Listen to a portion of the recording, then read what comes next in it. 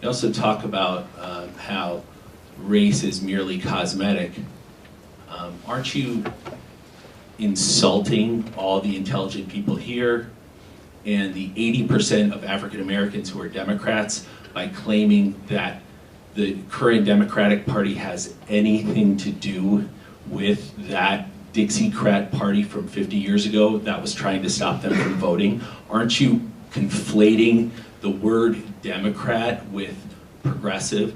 They have utterly nothing to do with each other. The current Democratic Party has absolutely none of those values from 50 years ago, and you're pretending that they are guilty of something. Aren't you trying to claim that Jesse Jackson is a dupe and shouldn't be supporting the Democratic Party because Abraham Lincoln was a Republican and freed the slaves?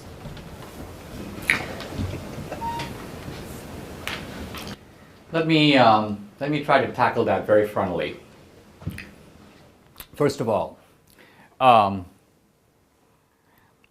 probably the biggest thing going for the big switch that I mentioned earlier are two facts, both of which are very powerful.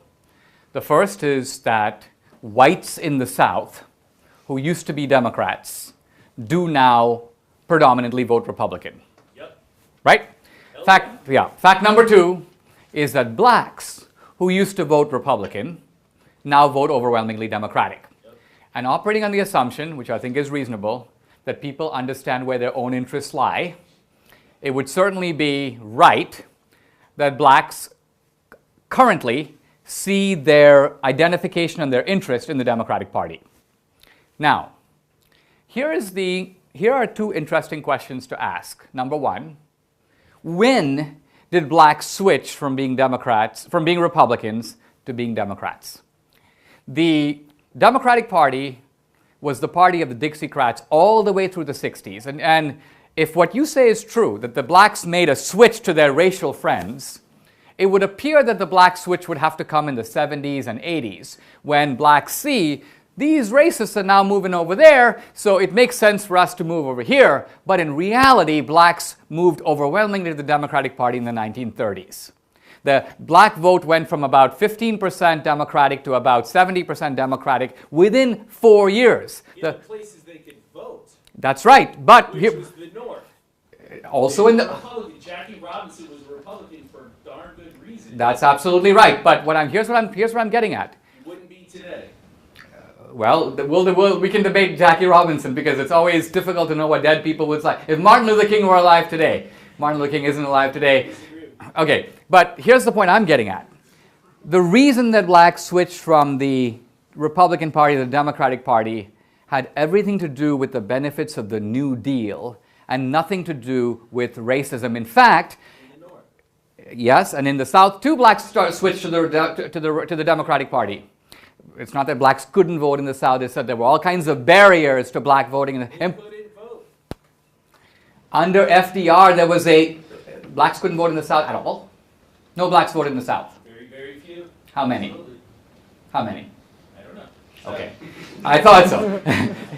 Look, there were all kinds of poll taxes and barriers imposed by the Democrats on the black vote until the Democrats realized that they could get the black vote by offering jobs, welfare, retirement programs. Are you telling me that FDR in the South was telling blacks who were voting for the Democrats, you can't vote? Not true.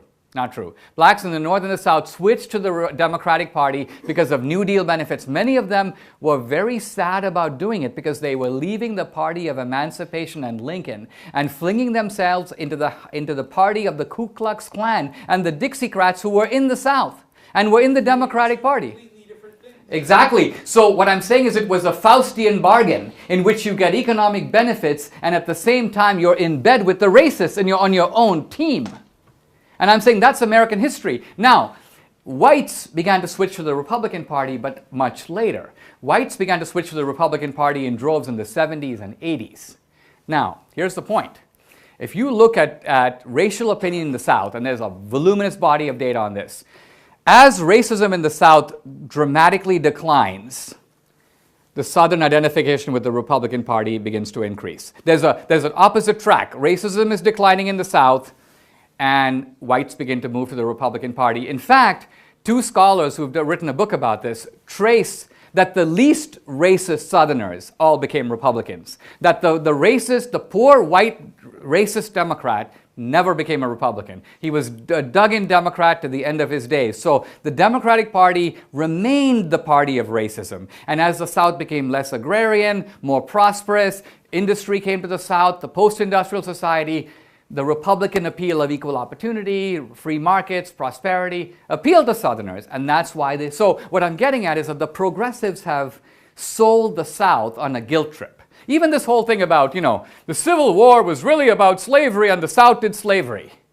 Wait a minute. Again, the Northern Democrats protected slavery. The Civil War, the fight over slavery was between the Democratic Party, North and South, that protected it, and the Republican Party, which only was in the North, that opposed it. That's what that fight was about. It wasn't just, the North-South thing is now a disguise to hide the responsibility of a major political party that was the party of slavery for 100 years. True or false?